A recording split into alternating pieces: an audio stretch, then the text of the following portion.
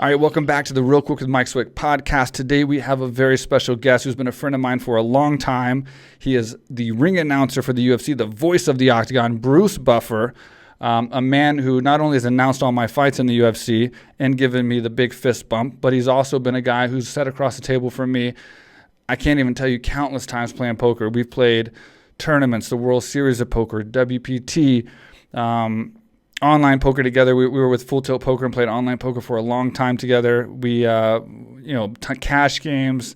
So he's my poker buddy. Haven't talked to him in a long time, a really long time in depth. So this is going to be a great conversation for me, hopefully for you as well. So let's get started. Bruce Buffer, welcome to the show. Hey, Mike, long time no see, buddy. It has been a long time, man. We've been so busy. I know you have been keeping a crazy schedule, and then obviously I'm in Thailand. That doesn't help. Yeah, well, it's you're in God's country or whatever you want to call it. I got to get there one of these days. All I ever say is I got to get over there. Yeah. And I know you'll take great care of me when I get there. I'm sure it's incredible. Absolutely, definitely sure. It's weird because when I was in the UFC, we saw each other in the octagon. You announced me. We did our fist bump, and then we were playing poker like every weekend, or at least a couple times a month. So we're doing cash games. We're doing the World Series of Poker. We're doing tournaments. We're doing online play. We're doing cash games. So it's weird that once I got out of the UFC, it was like I just came over to Thailand. I lost track of so many people, and so it's going to be great to catch up with you today and see how everything's going. Yeah, no, I agree with you on all of the above, and it's funny, when you think about all the stuff we used to do together, and if we were on the road now, we won't be able to do any of that stuff together. Right. We'll be online calling each other from our hotel rooms while we're quarantined after being COVID tested for 24 hours, That's pretty much what life on the road is like. Yeah, how's that going for you with this whole pandemic and the coronavirus? Well, first off, I hope you're safe and sane, family, everybody. We're safe and sane here. So far, so good. For me, I've taken this whole attitude to get in the best mental and physical conditioning and shape that I can. I've lost over 20 pounds, not that I needed to, and got my six-pack back. I mean, I'm out there training every day, and I'm just getting ready for when the doors open up to get out and be stronger and more powerful than ever. But strangely enough, as much as my heart goes out to everybody who's not working or suffering because of this, whether it's they get sick or prosperity-wise, all the above that can happen, it's been actually one of the busiest periods of my life business-wise. Wow. There's a lot of things going on. UFC came back into focus. And, it's kind of a Twilight Zone existence when you really look at it. We're writing history as we go along. But we've got to embrace it and make the best out of it, the best we can. And that's what I'm trying to do. And the business that we're creating here and going along is just going to explode even bigger once we come out of this. But I'm sorry to say it might not be for 6 to 12 months. Yeah. We're really in some deep stuff here. Yeah, I want to definitely get into some of that stuff you're working on right now. Have you heard about this new thing with the hydroxychloroquine and zinc and Zithromax? And do you think that might be an option to end this thing sooner? Or how do you see this thing playing out? Do we have to wait for the vaccine and the cure and all that? Well, everybody's in a mad dash and a mad rush, for a couple reasons. Obviously, to benefit and help everybody that's suffering or going to suffer. B, money. Yeah, of course. C, re-election, all this kind of stuff. There's a lot. So I was just watching the president talk about it, and there's all this controversy going back and forth, and some statements being made are misleading, tweets being deleted because of misleading information. The usual everyday what is happening in our White House today type activity. But Zithromax, we know, is it helps with I want to say viral infections, or it's an antibiotic. It's a very common used antibiotic. Yep. And the other item, and I think from what I just heard on the TV, that what it can do is it can help reduce some of the symptoms when you do get it, but it's not going to prevent you from getting it. Okay. And I think the biggest thing that everybody should concentrate on is, if you're compromised in some way. I mean, I'm 63. Okay. So I'm in that age group, but I'm probably in better shape than most 30-year-olds, both inside and out, the way I take care of myself. At least I think I am. I can't hide the fact that I'm 63. You are. Yeah, for sure you are, man. Yeah, the joy. You know the routine, Mike. We get up in the morning. It's like North Dallas 40. What's going to hurt today? That kind of thing. But it's about having a healthy immune system. It's about being healthy and doing the best you can. So God forbid you do get this, you can fight it. And people say it's over 60 and people are compromised. But if you look on TV every day, I mean, my friend had a 44-year-old fireman, peak condition, Mike, Ninja Warrior condition. caught COVID and died last week. Really? No one, died within 3 days. That's the first case I've heard of like a healthy person dying like that. Oh, you hear about this all the time. So it's very important that everybody treat this with a very positive attitude and not be part of the problem, but be part of the solution. And that means wearing a mask and washing your hands and doing everything you have to do until further notice. It's just the way it has to be. Yeah. I mean, you can be a Democrat and a Republican and play that crappy game, which is doing nothing but making everybody piss at each other's fans, right? Yeah. So it's like, just look at the reality of it. It's all right out there. False news, real news or not. Why are ICU beds jammed up in Florida? Why? Yeah. I mean, why now? It's because of the COVID. Yeah. Right? And other things happening too. The facts are out there. So without going too deep into it, you got to take a serious attitude towards this and walk around thinking you're infected, so you're not affecting other people, and everybody you talk to is affected, which means you need to wear a mask and wash your hands and take care. Absolutely. That's it. The single dating life is not exactly the place to be right now. No. Let's put it that way. There's a lot more to worry about. Than before. It's crazy. Yeah. Used to be STDs and HPV, and now it's COVID-19. Yeah, what are you kissing? Getting breathed on. Breathe, is that a word? Getting breathed on could be dangerous, and kissing, obviously. That's crazy. And watching America, like, so coming from my perspective, I have two things. So first of all, our airports are shut down, which sucks. So my business is open, but we have very limited customers because all of my customers are from outside of Thailand. I built an international gym that caters to international clientele. So all my customers are from like Europe and America, everywhere but Thailand.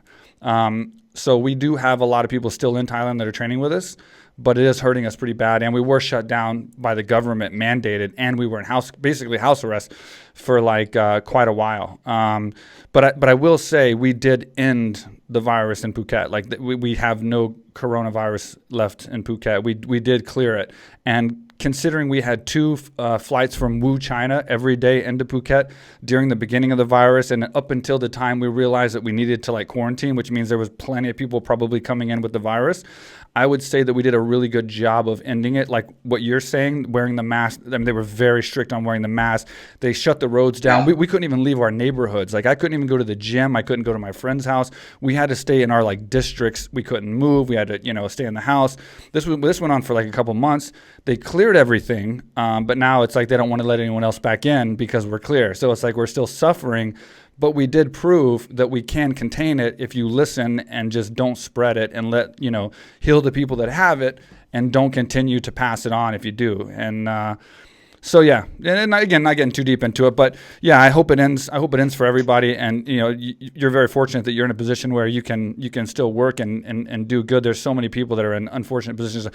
My gym too, and many people that are getting in financial situations now because of all this. And it's just and I think I agree with you with the political stuff. And there's a lot of stuff attached to this. There's a lot still to come. I think it's going to be very interesting to see how this plays out. I think that what's going to happen is that you're right what you're saying. It's probably going to get worse before it gets better, especially economically. The economic effects of this are going to last for years, just from 6 months to 12 months.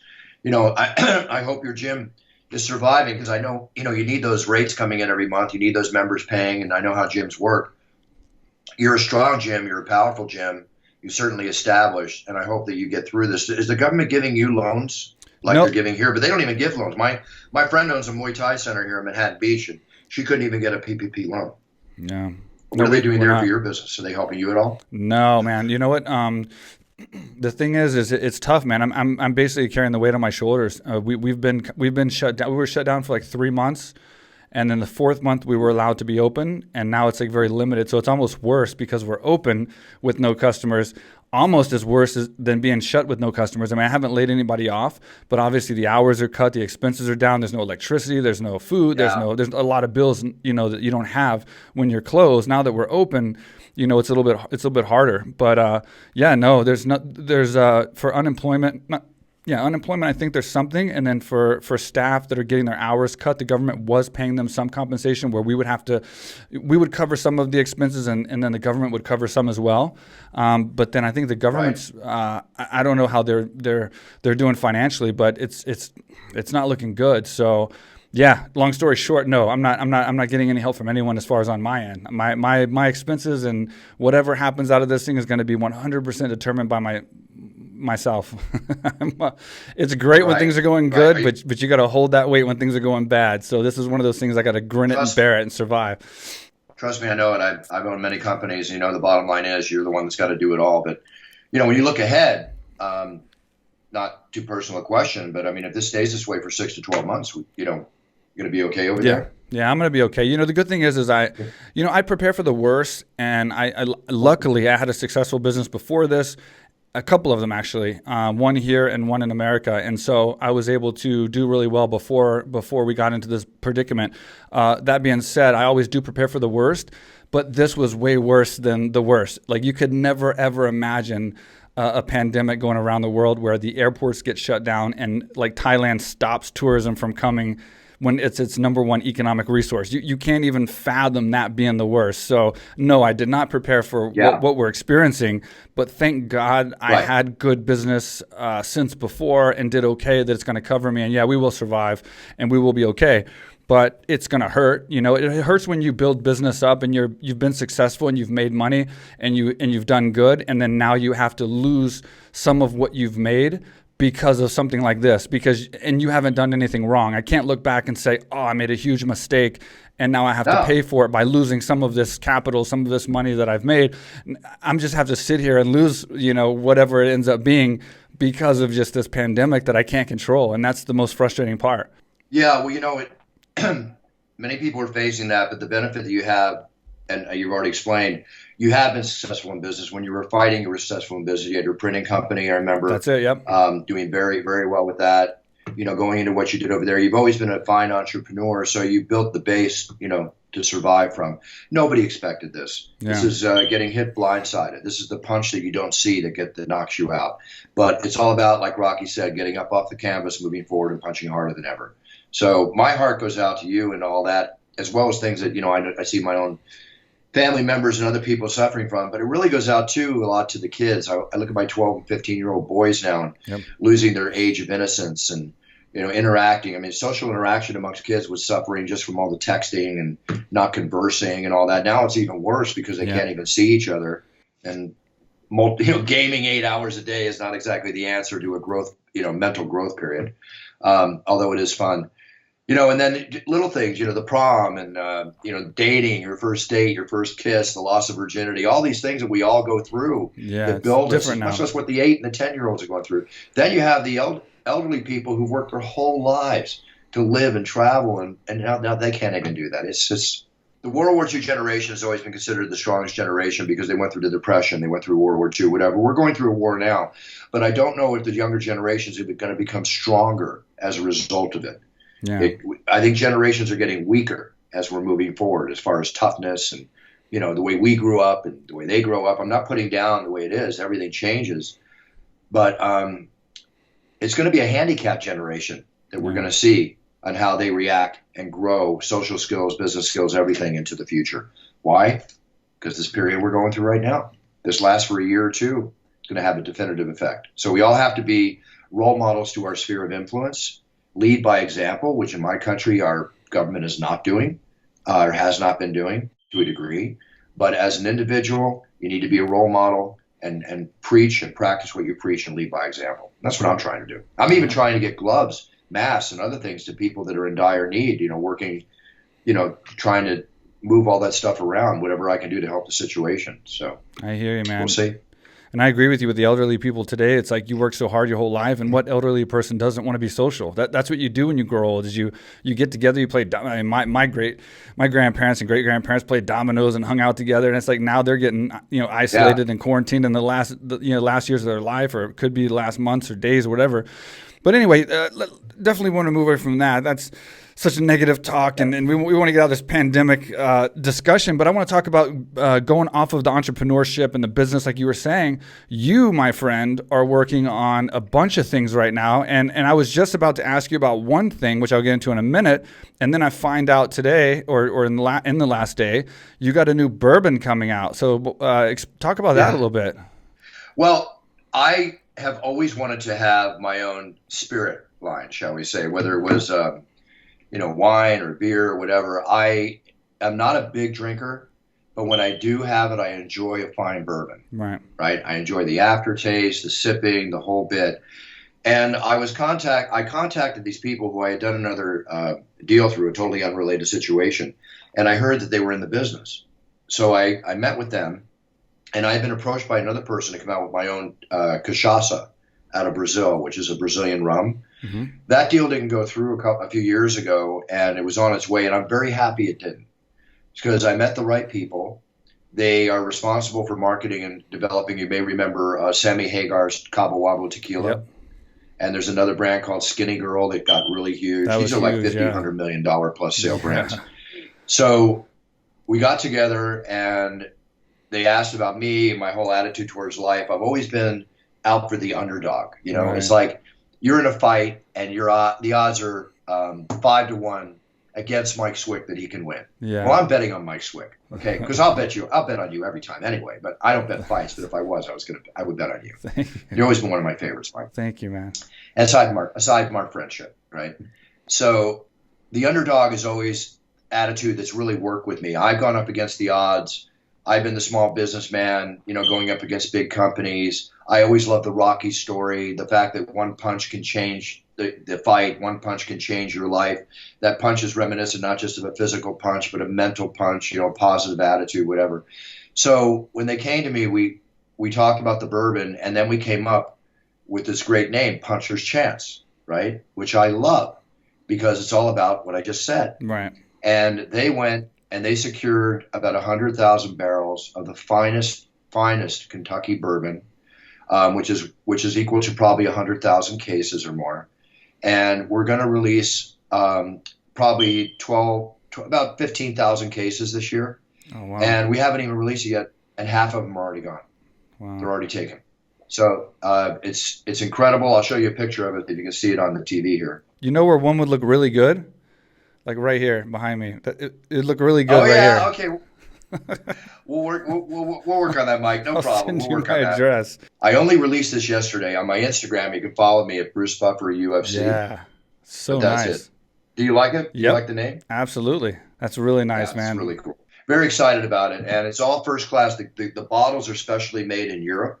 The glass, right? And this is one of the reasons we can only do about 15,000 cases this year, because everything is first class. You know me, Mike. Yeah, everything's first class. I'm coming out with the best, right? I don't want to come out with some $24 run-of-the-mill product. I want to come out with the best, and that's exactly what we spent 2 years developing until finally now be released in September. And I'll have a website up if you follow me on Instagram at Bruce Buffer UFC, where you can order direct and it'll be shipped anywhere you want. Wow. Because we're only going to open the United States for now. We're going international, but United States for now for the first 6 months. Awesome. And then, so this was kind of cryptic, but you, is it a cologne that you're doing? I mean, obviously it has to do with the cologne, and you're smelling cologne, and you had the It's Time logo after, but it was still kind of cryptic with like to be announced soon kind of thing. I am coming out with my own cologne, the It's Time cologne, along with facial products.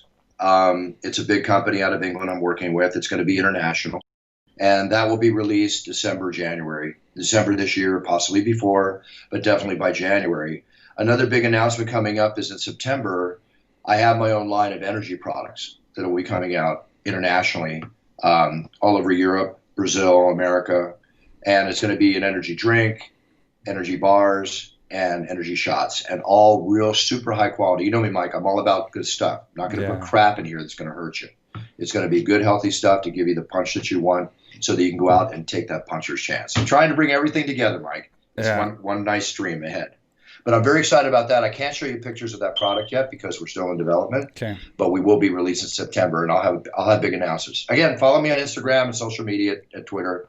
All the announcements will be made there. Or just go to brucebuffer.com. And I can vouch for that. I mean, I love it because I've known you for a long time, and things that we've done together and things you've worked on, and you are very, very, very picky, and that is the way I am. So it's like to work with me, like here in AK Thailand, you obviously see the gym and how it looks, and every single detail down to the designs of the gloves and the bags and the color, the color scheme of the gym, everything I'm so picky about, and you're the same way. And so it's like I can vouch 100% that whatever you put out there is going to be well thought out and the best it can possibly be. I can definitely vouch for that, and I respect that a lot in you. I see myself in you, or you and me, or whatever you want to look at it. I put you above me, but I see the same. Don't put me above. Don't put me above you, Mike. We've always respected Man, you each have been other. such an entrepreneur for so long. Come on now, stop.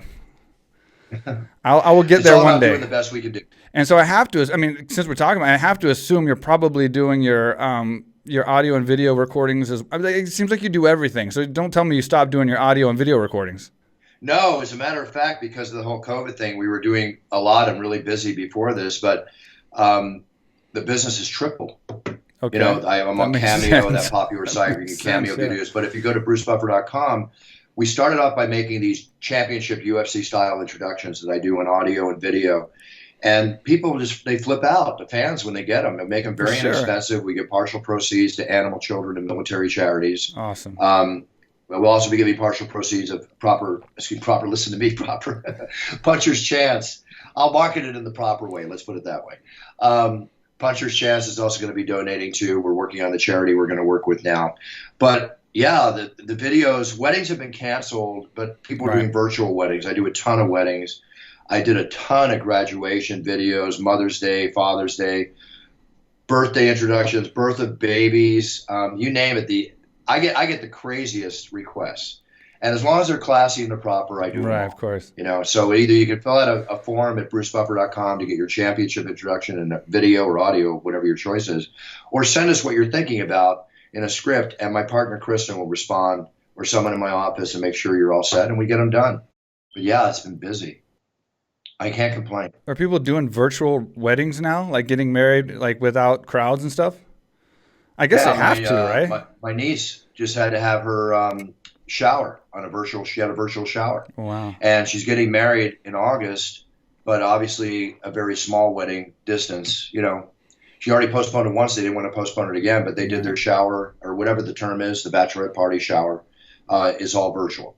Wow. Maybe they got to shut it off at some point. I don't know. I don't know what they're doing at that bachelorette party, but it's probably an on-off video. Who knows? Probably. Do you remember? Man, I want to say, I almost remember it was probably at the MGM Grand. But do you remember making that voicemail for me? You know, back in the old days when we talked on cell phones. Like maybe you still do. I never talk on the phone. If you talk to me on the phone, it's a rare thing. Like I'm texting audio messages. I'll talk sometimes, but mostly it's audio messages and text and emails all day long.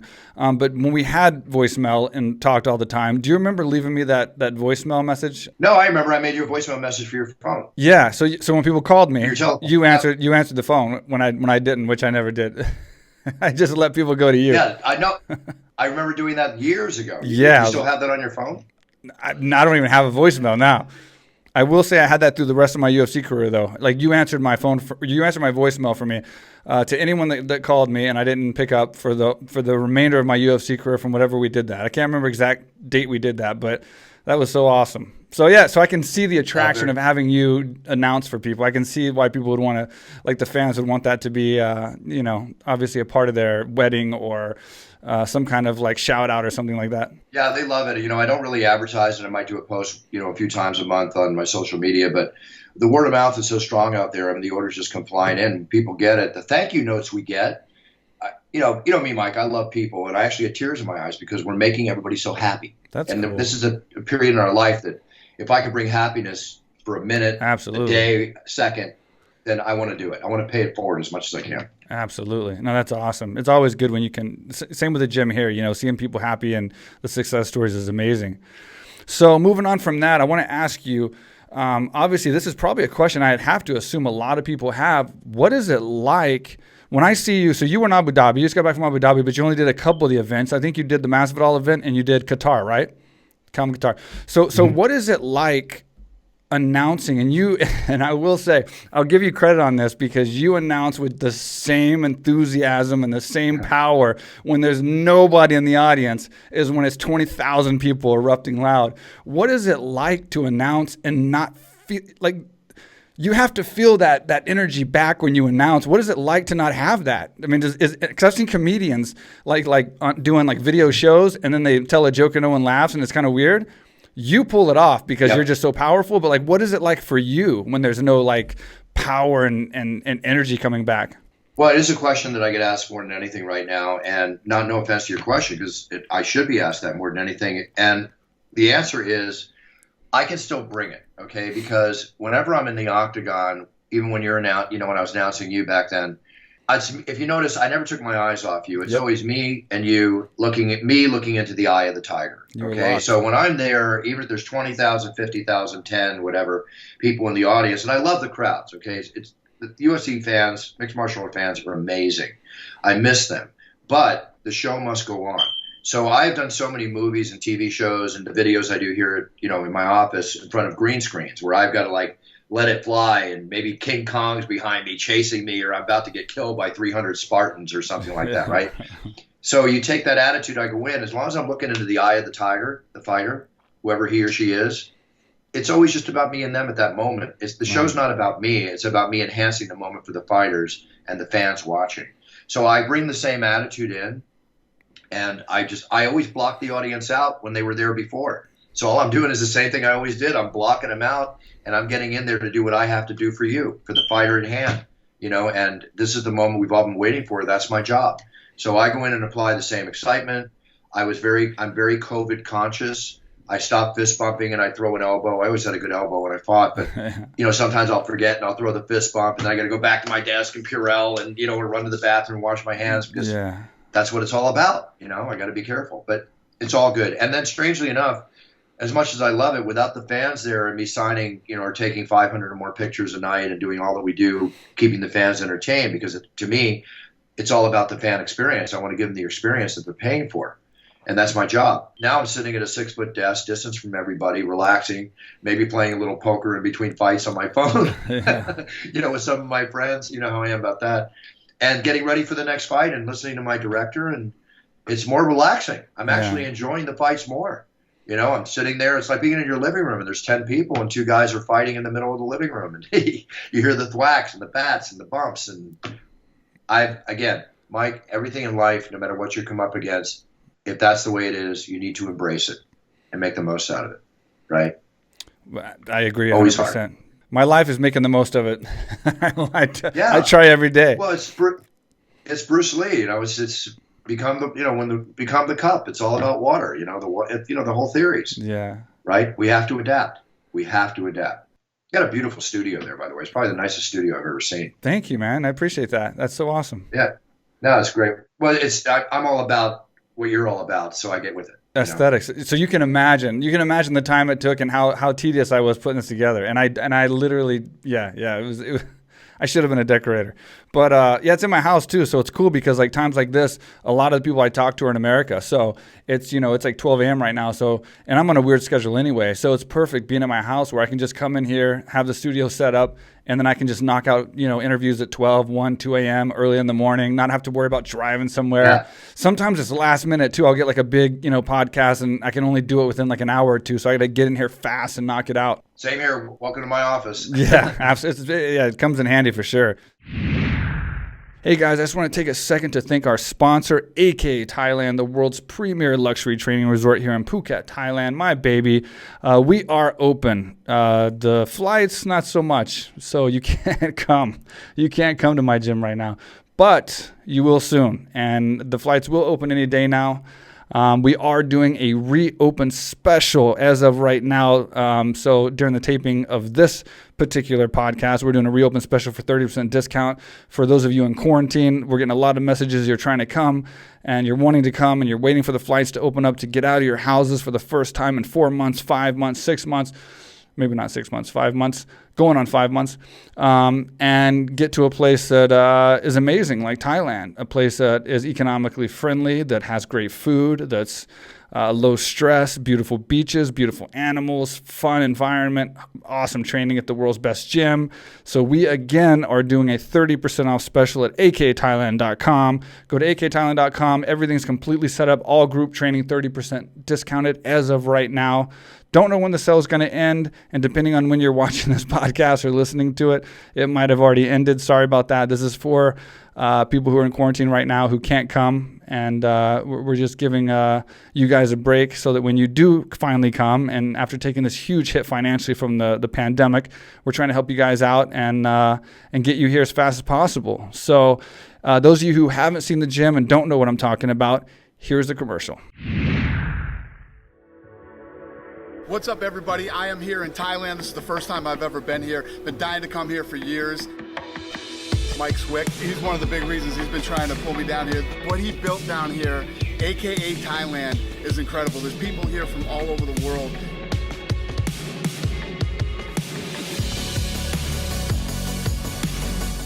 You can train mixed martial arts here, jiu-jitsu. They have weightlifting, they have cardio, and obviously they have Muay Thai, boxing, everything.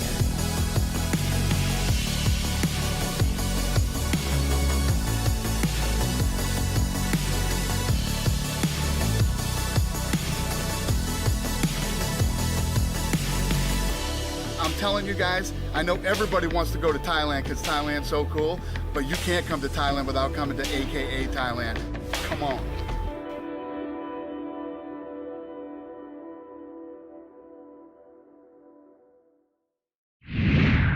So going back on the whole thing of you being locked in on the fighters, I have to ask you the second most asked question you've probably been asked. But up until this point, considering you are so locked in on the fighters when you announce them, what is the most memorable announcement you've ever made? And it doesn't have to be like you're saying it's the best fighter or the most important fighter or anything like that. But what's the most memorable where you were just like you'll never forget that moment, be it because it's who it was or the situation or whatever. Like what is the most memorable fight announcement you've made? Well, actually, Mike, there's been so many I've probably forgotten more than I can remember. I can only give you examples of a couple. I can't tell you the most exciting. Sure, when I did the 360 in front of Brock Lesnar announcing him at UFC 100, that was very exciting for me to pull that off after all the build-up and fanfare from Joe Rogan and the fans over 6 months on the internet. And realizing when I came out of the corner of Frank Mir after announcing him, walking over to that monster Brock Lesnar, and left side of my brain said to the right side of my brain, if I don't pull a 360 off right now, I'm going to be the bitch of the internet on Monday on the forums, right? So it came off, and pardon my English, but it came off, and it worked out really well, and that was a memorable moment. And there was one time with Randy Couture, it was in Portland, Oregon, if I'm not mistaken. I think he was fighting Nogueira, I forget. I gave Nogueira a big bounce, and then I went over to Randy, and Randy, a couple weeks before, we were in an airport together, and he said to me, Buff, this may be my last fight, right? And I thought, wow, the great Randy Couture, this is his last fight. And I did something I've never done for anybody, and I announced him, and then I got down on one knee, and I to him like he was royalty. Wow. Right? And that was a very emotional and memorable moment for me, for all my experiences with Randy Couture, who I think personally is one of the greatest role models in UFC and mixed martial arts history. Not just the way he handled himself inside fighting, but also the way he handled himself outside the octagon. Because to be a great role model, it's not about just how well you fight. It's about how you handle yourself outside. And we've seen people grow to great star status and then ruin their star status doing stupid, illegal stuff. Right? I'm not going to mention any names. And losing respect with half their countrymen or whatever the case might be. Yeah. And then they still go on to riches because half the people want to see them lose and half the people want to see them win. But half the people, not everybody views those individuals as role models, right? Right. So I think living in the society that we live in now, which is kind of here in America, a decaying society of morality, I am very big on people that really handle themselves well in and out of the octagon. And other announcements, Chuck Liddell, when I knew it was going to be like his last fight or had a feeling for it, these are things that mean a lot to me because I get to create great relationships and friendships with the fighters as you and I have done. And maybe not many with as much as we've done, but when I see them and I see all they put into it, putting their blood, sweat, and tears on the line and realizing everything it means to them, I get emotional over that too.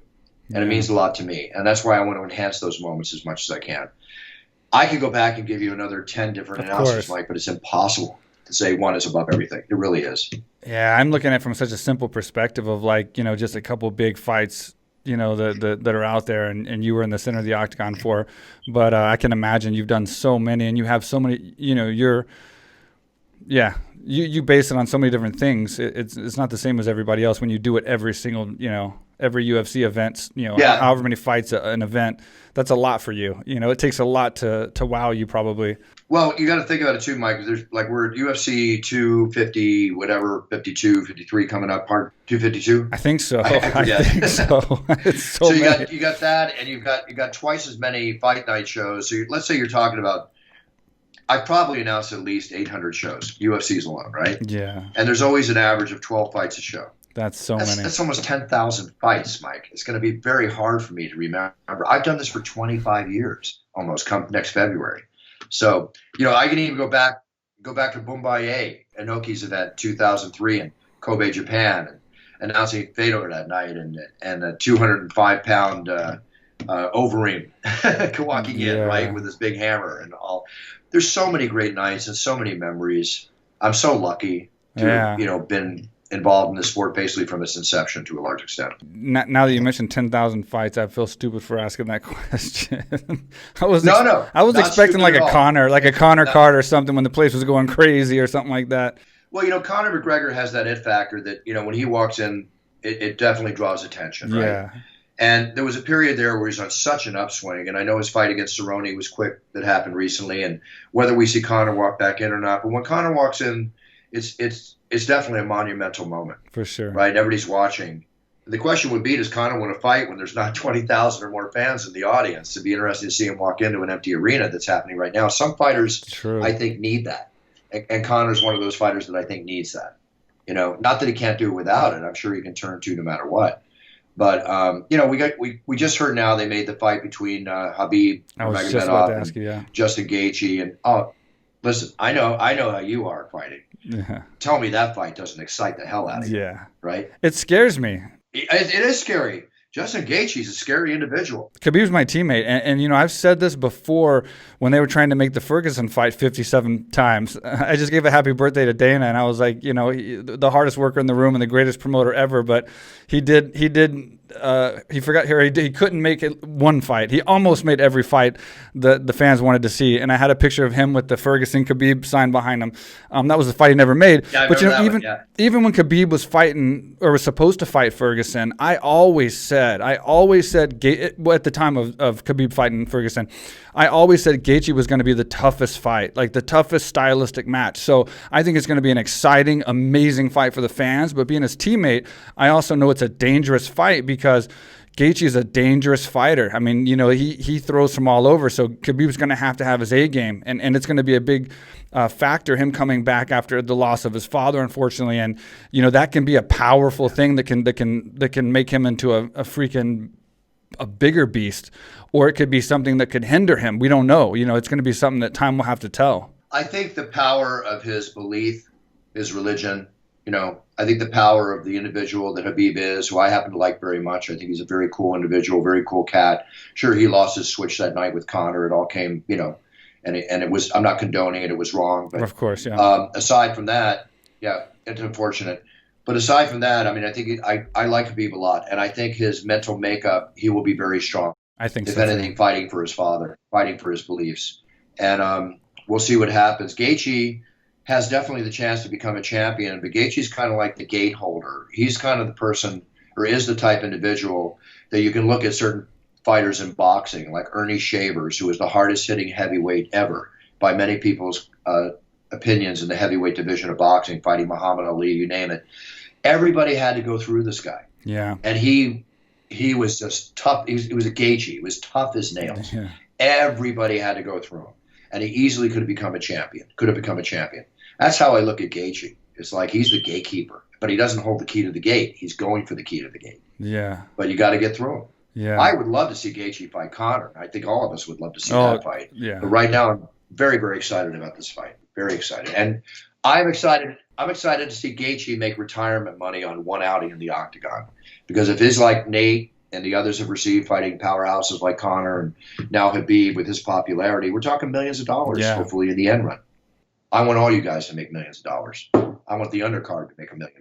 Yeah, and I agree with you. And these guys deserve it. Guys like Gaethje, who's put on the line so many times, taken so many lumps, fought the way he's fought. He deserves that kind of money. So it's good for him that he's getting a big payday, and a chance to be. I mean, geez, if he's the guy that beats Khabib, that's a huge feat for him. I mean, he would have done something that no one's ever been able to do. So it's a win-win for him. It's a win-win. Khabib might be the only person to ever retire undefeated in the octagon. I think that's going to happen. Very potentially. I think it probably could happen, or could happen definitely. Gaethje winning the belt, much less putting on a great performance, and if he doesn't win the belt, Gaethje's like a people's champion. Yeah. The common man, the average man, relates very well to Gaethje. And people, when I say, I mean that with all respect. Absolutely, I get what you're saying. Yep. Mid-America, all the different demographics. I think everybody can relate to Gaethje, but I look at him as a people's champion. I really do. If it happens, I can see him being labeled that. Yeah, I'd be the first one to say it. No, I totally agree with you. And going back to the boxing talk, now it's announced that Mike Tyson's fighting Roy Jones Jr., which actually was in the works back in early 2000s. And I think from what I heard, the rumor was that Roy Jones walked away from a guaranteed $40 million to fight him back then. Now they're doing an exhibition. Two questions. What do you think about that fight and that matchup and it being an exhibition, which is a little bit different? And then are we going to see Michael Buffer announce that? Well, first off, I don't really see Roy walking away from $40 million. I'm sure there's more to that story than we know. I thought so. Second too. off, who walks away from $40 million? Okay, that's what they say. And remember, Roy Jones defeated John Ruiz, who defeated Evander Holyfield, who defeated Mike Tyson twice. Roy Jones Jr. has fought as a heavyweight. Roy Jones has also said that if it gets past the first round, Tyson's all him because of Roy's conditioning. No matter what, we're looking at two individuals over the age of 50. Right now, I'm 63. I would have no qualms about getting in and going toe-to-toe with somebody right now in an exhibition. I actually probably would really enjoy it. I'll probably hurt like hell afterwards. But at 50-some, realizing the power that Mike Tyson has, everything else, I will all watch. But like George Foreman said this week, he said, yes, we'll all watch, but in so many words, he said, I don't want to see anybody get hurt. Yes. I'm worried about somebody getting hurt. You can call it an exhibition all day long. Right? Mike Tyson's mentality, and I've known Mike for years, and by my guesstimate in Mike's mentality is there is no such thing as an exhibition. No. The bell rings and punches get thrown. Absolutely. Right? You can call it whatever the hell you want. It's a fight. Or, in MMA we fight. In boxing, they box. All right? But still, we can call it a fight. Okay? So we'll see what happens. And to answer your question about Michael's on an exclusive contract with DAZN and Matchroom Boxing. And this fight will happen, I think, October, November. I'm not sure when it's going to happen. So that remains to be seen. Might even be me. Who knows? Wow. I mean, it depends on the promoters. I mean, if Dana White's involved with it at all. I know Dana's very close with Mike. Yep. Very likely. Who knows? Whatever it's going to be, hopefully the announcer brings a flavor to it. But the bottom line is we're all going to tune in to see Mike Tyson. To see Roy Jones, right? No offense to your brother. You are my favorite announcer ever. I said Michael because he's done the boxing side so many times. The thing is, he's the legend. He's the greatest announcer of all time. I'll be personal to say it. I think. You are. Michael Buffer's never fist bumped me before I've knocked somebody out. So that's the difference. That's the big difference there. Okay. I'm biased. I got you. But I will say in the Jones... I'm a little more passionate when I do stuff. I'm very passionate. Yes, you are. And I want to say in the Jones fight, like the thing is with that, it's so crazy is these are two guys that were two of my favorite fighters, like in at different times and for different reasons, but like literally two of my favorite fighters, like, and a big influence in my career. Like you see my fights and how I try to knock out people fast. These are two of the guys that gave me that inspiration to fight like I fight, or fought, and like I'm still fighting, how I used to fight and try to knock people out so fast. And I can see Roy Jones, since he's only been retired for a year and a half, have that energy and that speed and the experience and not that long layoff to come in there and do some interesting things and be fast and land some good shots. And even if he knocked Mike out, I think it would be like a stumble and a knockdown and whatever. It'd be like a normal knockout, I would feel. That's how I would predict if he knocked Mike out. But if Mike knocks out Roy Jones, I think if Mike hits any guy over 50 years old at that kind of power, he could kill somebody. Like I'm literally concerned for his life. Like I'm talking about Roy Jones. Like that is an unbelievable amount of power, and he's shown that just as of like a couple weeks ago on the pads. It's crazy to me. It's devastating, and Mike is still a pit bull of strength. He is just one big solid 230-pound, whatever he walks around at, muscle. It's crazy. Yeah. And very sinewy, intense muscle. Every time Mike sees me when he sees me, he gives me a hug, right? I don't know what happened. He headbutts me every time he says hi to me. There's one time, I caught a little headbutt from him, just, like bro hug. I got to tell you, man, I saw stars. It's like now when I see him, I'm like this. I don't want to catch that. That's so funny. He's a strong individual, interesting. We'll see. But I mean, who in the heck is not going to watch this? Of course. And seriously. I think you said it the best. And if they sell the fight like with what you said, which I agree 100%, it's going to be, it'll relieve any doubt of this whole exhibition thing. Because I think even in a sparring session, if I was sparring Mike Tyson and I hit him, it ain't a sparring session anymore. You're absolutely right. This is a different type of fighter. This is a guy who's, he is ferocious. He is self-proclaimed and 100% accurate. He is absolutely ferocious. So there's no such thing as an exhibition where it's like, it's not going to be maybe as hard as a real fight. No. When Roy Jones hits him, it's going to be a fight. Yeah, it's not in Mike's mentality. And the old days when he was fighting as a professional, he was knocking out sparring partners left and right, Absolutely. going through them left and right. That mentality, look, as you get older, you might lose your speed, but you don't lose your power usually, right? But as you get older, your mental outlook, your fighter mentality is still the same. What's going to change? Maybe you're even angrier. Who knows? So we'll see. We'll see. But again, it's Mike Tyson, man. We're all going to watch. Yeah, we're 100% going to watch. I'm going to get him on this podcast. That's my next goal is to get him on this podcast to talk about it. So I'm actually going to work on trying to get him on mine too. Yeah, Mike's a character. He's awesome. I love watching his podcast. Who would have ever thought he would have a great podcast? He is so open and honest. It's unbelievable, like how open and honest he is. He just doesn't care what he says. It's so cool. Well, you smoke 10 joints before noon. You're not going to care what you say, But at the same time, all respect to Mike. Mike's a very, very intelligent individual. He's a walking encyclopedia when it comes to boxing. Absolutely. He holds the conversation very well. You don't want to get him mad. Yes. At the same time, he's an interesting cat. And his podcast taking off. Michael was on his podcast, and they had a great time. Yeah. I'm catching up on all of them right now. I've been watching like one a night for like the last I can't even remember how long. Just all these different ones that he's doing. Is he huffing and puffing every cast, every one he does? Yeah, pretty much. And he's laid back. But like you said, like he seems like he's really high and kick back and chill and not super vocal about things. But when it comes to like they mention a boxer, he knows where he trained. His history, who he fought, like you said, he knows every detail. Like when it comes to boxing and anything that has to do with his life and his sport, he is literally what you said in an encyclopedia. It's unbelievable. Totally. He's so smart. Totally. Just because he's angry and said some things to reporters and had that controversy, people just automatically assume this guy may not be smart or he might just be quick-tempered and that affects his intelligence. He's an intelligent guy. Like he really is an intelligent guy. Very much so, my friend. Very much so. Yeah. Totally. And it sounds like he's trying to get into business now and doing a lot. Well, he's been into business, but even more into business and doing a lot of things he's got on the horizon. So that's cool too. One of the cool things he has that I had Michael, Dana called me up and arranged this with me, and then Craig Pelagian, who produces The Ultimate Fighter, they're doing a show where Tyson versus Jaws, and it's going to be on Shark Week on Discovery Channel, I think August 8th. And Tyson went down to the Bahamas to go underwater and fight a tiger shark. Oh, wow. And Michael announced it. Yeah, so check that out on Shark Week on Discovery. That's one of the cool things he did recently that we were involved with. Oh, wow. Wow. Okay. Yeah. Well, that's something cool. I can't tell you much more. That's know enough. Who wins, but I'm not going to give it away. That's enough to get me interested. I'm ready. I'm ready to watch that. When is that coming on again? August. I think check Shark Week Discovery Channel. I think August 8th is when the show airs. Sick. Wow, that's awesome. So I was going to ask you really fast. So you've traveled so many times for the UFC all over the world. Obviously, you've done many events and everything.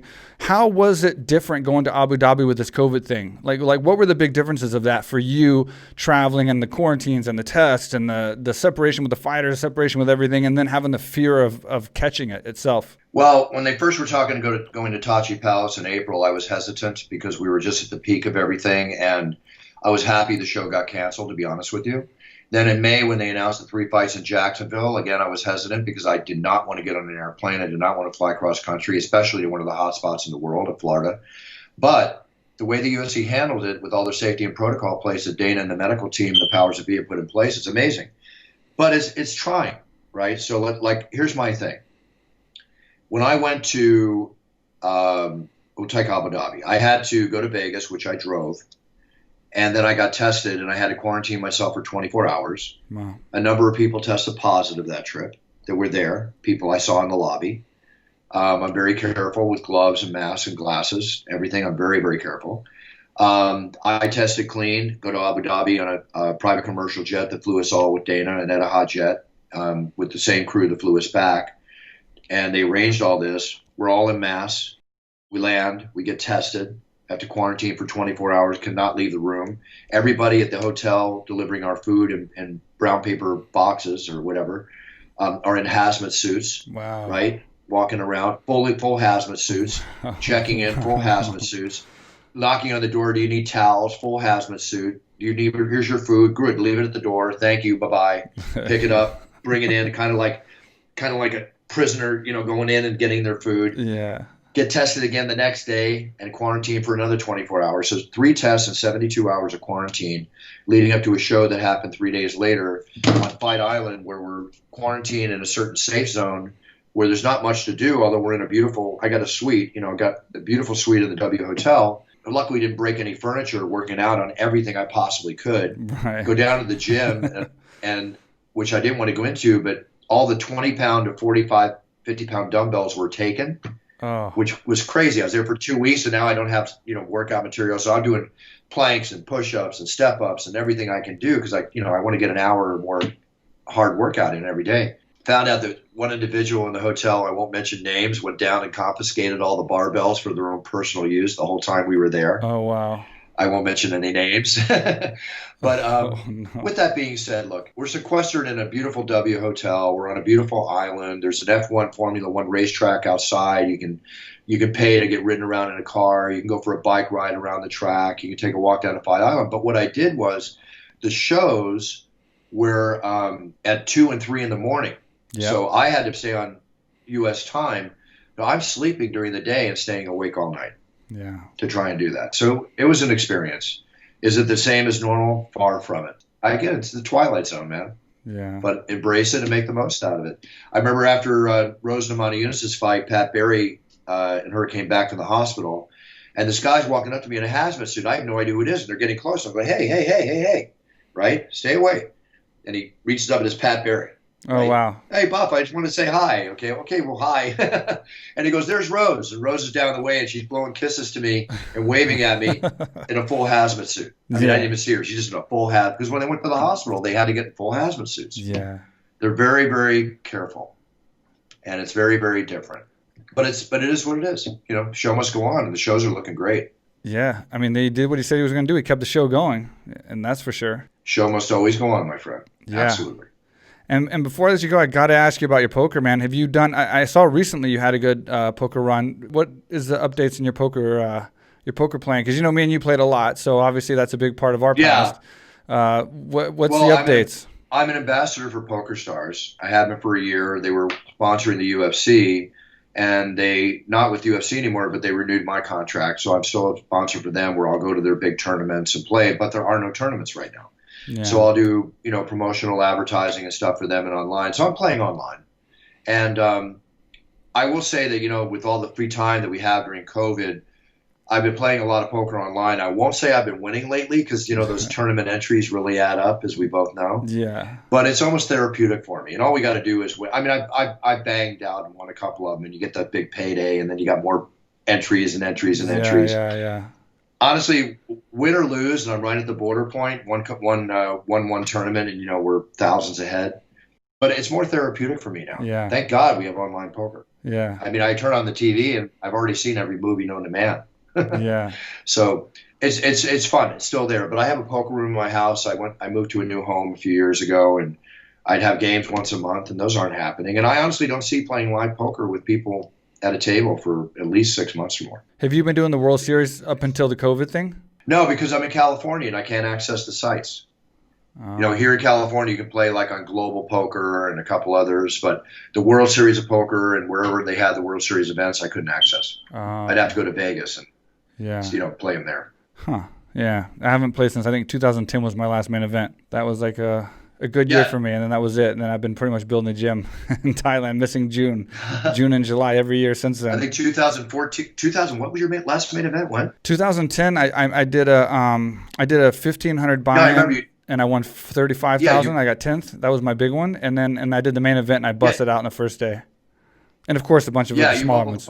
You bubbled the final table on that one event. I bubbled the final table. It was unbelievable. It was so sick. I know it's sick, but that was a great achievement by yourself. That was amazing that you went that far. And my last World Series is I think about 2014. I haven't been able to play for 5 years, and I made it to day 5. Came in 478th out of 8,500 people. Nice. Won my 28 grand. And I went out with aces on the button. And I went out with aces and eights, the dead man's hand. The guy raised, and I re-raised, and then the flop came 8-10-8. Or was rather, 8-10-8. And he checked, and I raised, and he called after being in the tank thinking for about a minute.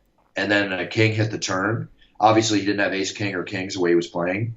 So he checked to me. I bet out again. And then he tanked for 3 minutes and then pushed it all in. He had more chips than me. Wow. And I'm thinking, wow, what has he got? Did he land the set, the eights or whatever? Yeah. I had to call Mike because I was in the top 10% of chip leaders for 5 days, right? Going into this last hand before the first break on day 5. Now there's about 1.3 million chips in the pot. If I win this, I'm in the top 10. Wow. I had to call. Yeah, of course. He flopped quad eights. Oh, my God. What a beat is that? Crazy. But, it's okay. And then I went back home, and the Hustler Casino that here in L.A. 2 weeks later had their main event Grand Slam series. I went in against 1,500 players, and I got first and won 75,000 2 weeks later. So I had a big month. That's sick. But it's not World Series of Poker chips. I wanted to win the World Series of Poker. Who Me doesn't? too. Dude, 2,500 and something players. I was kind of bitter. I just busted out of something bigger, and I threw in 1,500 because they would buy us in if we wanted to, but I bought in for my own money. I bought in for 1,500 in a no limit hold'em, 2,500 plus players. Played all the way through day 2, 10 players left. So it was down to one table, even though it wasn't the final table, obviously, And then they're waiting on that one person to get kicked out, then they're going to go to the final table. And I'm like kind of in the middle. I was kind of middle low stack. So I'm sitting here like, I can't believe this is happening. 2 days of playing, 2,500 players, 660,000 first place, and there's 10 players left, and I'm doing okay. I'm in the small blind. It goes all. So I'm in the small blind. I look down. I see ace king offsuit. Like, how much better does it get than that? So now I'm hoping nobody calls, nobody raises. Nobody's going to call anyway. Nobody raises. Nobody comes in strong. Nobody pushes. And then it comes down to me in the big blind, who's the chip leader at the time, who's going to call me no matter what. Every single person at the table folds. It comes down to me in the big blind. I push with ace king offsuit. He turns over aces. That, my friend, was how I bubbled the final table. I turned over ace king, and he turned over aces. It was a 50-50. There were only 2 of us in the hand. I'd never been so bitter at losing $35,000 in my entire life. Like, I was so sick. So sick. I think I would have got 60 if I had stayed. So sick. And look, you're a fighter. And my dad always taught me, win like you're used to it and lose it like it doesn't bother you, right? Well, it always bothers you a little bit, okay? And I know that feeling. And it probably still bothers you to think about it today, but it's like so much went into your getting to that 10th position. Yeah. And then it's gone in a second. And it's like, man. In the perfect scenario. I know that feeling very, very well. I'm just saying in a perfect scenario, the whole table folded. Like it was made for me to double up on the chip leader, which would have put me at the upper end of the chip lead, and he was going to go, he was probably going to, call me or push with anything, or call me with anything. And then I pushed with ace king, and it was like everything was set up for me to win. And then aces, like how, like the chances of that are so, it happens all the time, but it's just, that was it was so sick. We played poker so long, we've seen every case scenario there is. And I'm not really a big talker about bad beats, but you can't help, especially ones that are so memorable as, as the ones we just talked about. But it's poker, man. It's poker. That's 5 minutes to learn and a lifetime to master, as Mike Sexton says. Very, very true statement. We've had amazing cash games together. We've had amazing tournaments together. We played online for several years together. So it's been great playing with you as much as we have. And it sucks we don't get to play anymore. And I'm bitter now since online poker shut down back when it did. So I haven't played online poker. I play cash games when I can, but I haven't done much online playing. I'm pretty done with it. Yeah, that's okay. Keep it that way. Listen, it's all about watching after your money these days, not letting it go out the door. Right? Yeah. So it's all good. I think you came to the opening of my poker room at the Luxor Luxor. Hotel. Were you there that night? Yeah. Yeah. I just posted that on Instagram because it's a 10-year anniversary of when that happened. Yeah, 10 years ago. The Bruce Buffer High Stakes Poker Room. Yeah, there's only been like 6 people in ever have had poker rooms named after them in Las Vegas, and I'm kind of still blown away that I'm one of them. You're there with like Doyle's room. Yeah, it's very cool. I wish I had the cases of merchandise, the glasses and everything we had there. I know they're sitting around somewhere, but I can't find them. It's so cool. Well, I know you're a busy guy, and I listen, man, I really appreciate you taking the time out for doing this podcast for me. It's amazing to catch up with you. I haven't talked to you in a long time. You've been so busy. I've been so busy. I've been out of touch, and it's great to catch up with you. I appreciate you being on the podcast, and we will have to meet up eventually when when the COVID is over, obviously, and then I get back and get to one of these events, and hopefully we can play some poker again soon. Very cool. I'd like to have you on my podcast too, Mike. I'll do a podcast anytime you want, Bruce. Just let me know. All right, I'll get back to you. I'll give you a couple days notice and see if you're free. I'd love to have you on. I want to hear about, all that you've done there. And we can talk about a lot of the same things too, because it's nice to hear the take on everything happening from somebody else in the world that all UFC fans respect. Absolutely. Such as yourself. Thank you so much. And I appreciate it, Bruce. It's been great talking to you as always. And I'll talk to you soon, buddy. You got it, Mike. Stay safe, stay sane. And listen, much love, much brotherly love coming at you, brother. We've been through a lot of things in life together, and our friendship is forever. And I thank you so much for having me on the show. Much love back, Bruce. Talk to you soon. Cheers, champ. All right, there we have it. Bruce Buffer, the voice of the Octagon, my poker buddy, and a man who is a very serious entrepreneur. This guy is doing everything. I don't know how he sleeps. He's launching Bourbon. He's doing his video and audio messages. He's launching a cologne. He's flying all around the world doing the UFCs. The guy's missed probably 10 UFCs since the beginning. Like he said, like 10,000 fights, 800 however many cards he's done. It's crazy. So it was great catching up with him today. I haven't talked to him in a long time. It's always been fun talking to him and playing poker with him, and it brings me back to my career. Some of the craziest butterflies and feelings I've had in my stomach has been when he's announced me. This is the man that's announcing me to the world when I'm about to fight another man, what seems like to the death for my career, So it's a very impactful voice he has and job when you're a fighter. That voice and his introduction is so powerful. You dream about it when you're leading into fights, hearing him announce you and hope that he's also announcing you as the winner afterwards. That's obviously what you hope for the most. But also having him as a friend is really cool, and he's a great guy. He's always been very loyal, very supportive, and very good to me, and I hope I've done the same back. So great talking to Bruce. Hope you enjoyed it. Leave a comment if you're on YouTube. Subscribe. If you're on the audio platform, Stitcher, SoundCloud, Spotify, iTunes, you can subscribe there as well. Let us know what you think, and we will see you next time.